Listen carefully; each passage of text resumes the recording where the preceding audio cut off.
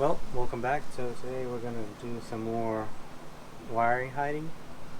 The idea is that any kind of brush that will come across here won't rip out my wiring. So I'm going to have a light right here, and there needs to be a wire that goes across here. So I don't want anything here that could potentially rip out my wiring.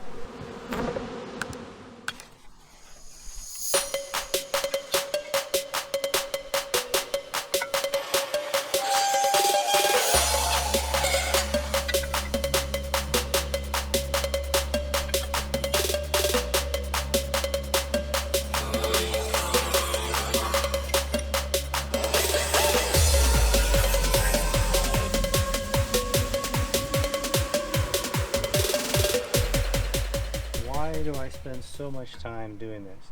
Because I don't want, during the almond, during when we are at our busiest, I don't want something to rip a wire out and short circuit it somewhere, and then we're out of lights, or worse, the forklift's not usable. So I'd rather spend an extra day, week, month here prepping this, making it right, doing it one time, and then not have to worry about it. So this is very important. This is a step that no manufacturer wants to take, and unfortunately I can't just, even though this is a brand new forklift, I can't ask for that because they're not going to do due diligence on it to make it right, to make it so it lasts forever.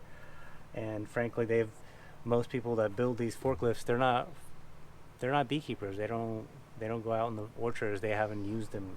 They know they go in the orchard, but they don't go inside the orchards where the limbs are hitting you and stuff. So I believe this is a very important step to make it do it once and do it right. All right, so now I'm gonna clean this up, sandblast this guy, clean this up. We're gonna weld this on, and then we're gonna down this way right here. I'm gonna weld on some nuts so I can attach my wire, and I'm thinking that this wire will go up here, and then it will go up this one, so we can throw away most of these wires because there's only a couple wires I'm going to keep. That's to the solenoids. They seem to be actually in okay shape. Okay, they're not great, but they're okay. So, but our wires, we're going to make it so that no matter what, it'll work. And then I still have to figure out a way to protect this guy right here. So we got one of them from one light to the other light, and then from here I need to go down here, and the pipe, like we installed earlier, is going to jump from here, so I have to install a nut right here that I can weld it on, that I can zip tie it from here, and then it can jump from here to here, leave it enough space that when the slide shift moves back and forth. So, and then it will attach from here, and then it will go up to here. One more thing I got to do is we're going to install rock lights. So these are the rock lights. I made a little bracket on them on my CNC. That way they can mount perfectly on it. And what these are going to be is for the side light right here.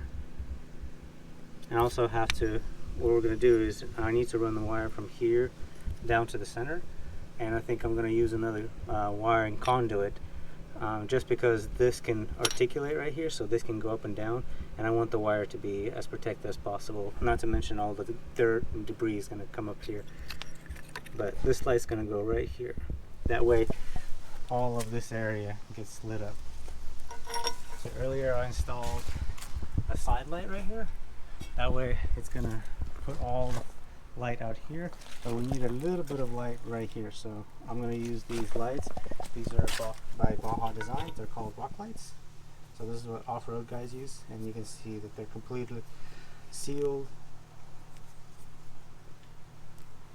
They can be submerged under water, they'll work just fine. So that should be good enough for us. Oh, and I made a handle. Originally there was a bar right here, but it was way too far. You had to like really stretch to reach it. So I wanted something that'll first of all protect from limbs or whatever from here, and then also a nice handle that we can just go ahead and grab on. I'm gonna make it so it's a bolt-on. That way we can take it off if we have to ever take the shield off to work on the engine. And there's going to be one on the other side, but I left that. We have to attach a fire extinguisher to it, and I'll do for you guys so you can see how I work on that guy. And it looks like a giant candy cane, so that should be fun.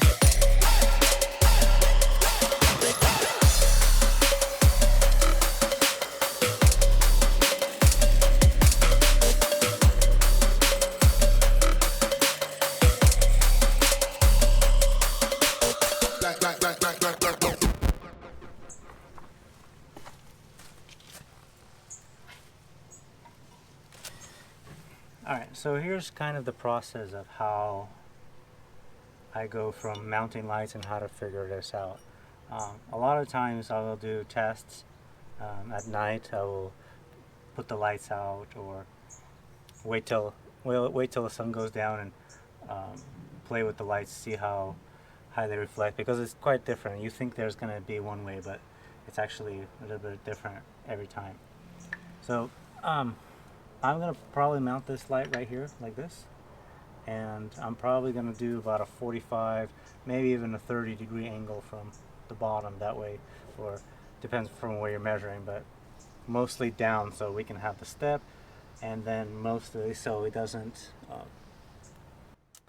get anything in the way, all the dirt and everything, so we don't have to clean it as often, because this tire's open and it's going to throw all the dirt right here. So first of all, I mark it out kind of like where I want it. I'll mark it,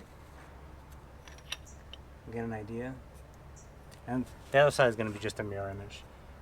And then so that's my mock-up for it. And then what I'm going to do now is I'm going to try to bend up some tube, that way I can throw some wiring over here and I can figure out exactly how I'm going to mount it. I like using the tube, especially for places like this, that way all the dirt and debris doesn't get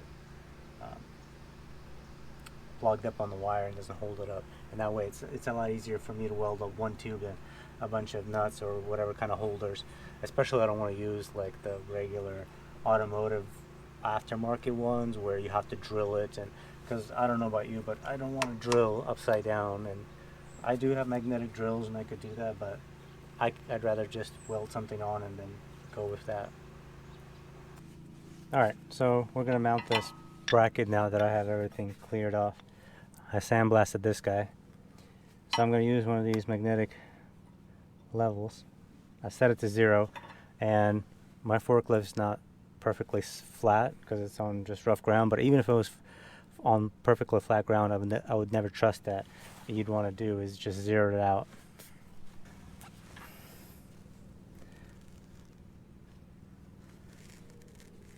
So I'm shooting for about 30 degrees, and the only thing I really want to do is I want to make sure they're just even.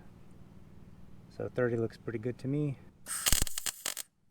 You always got to remember to push it down a little bit, because the weld will shrink and it will suck itself back up.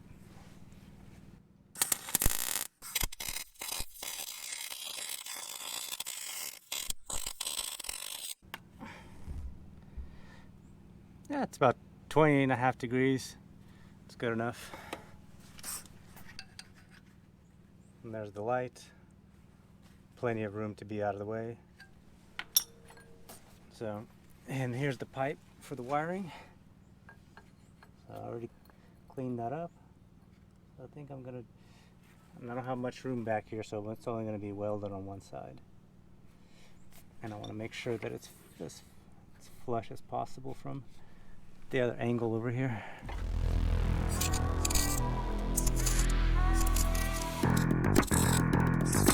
That looks pretty good to me. So I'm just going to go do that on the other side.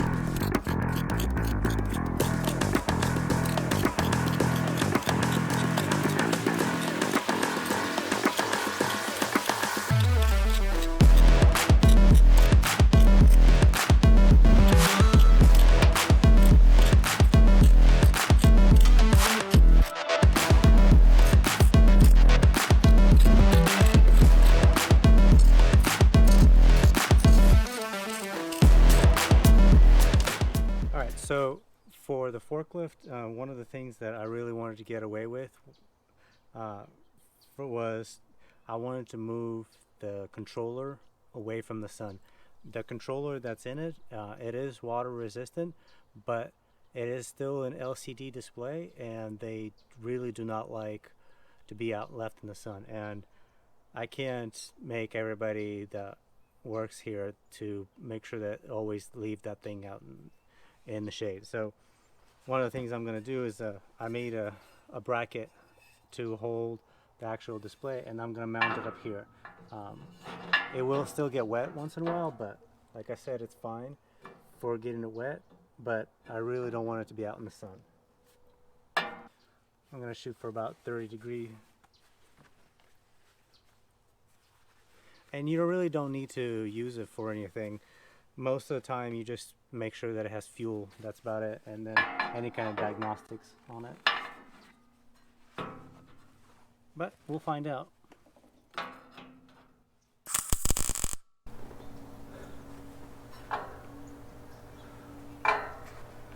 That's actually pretty good. Where's my welder?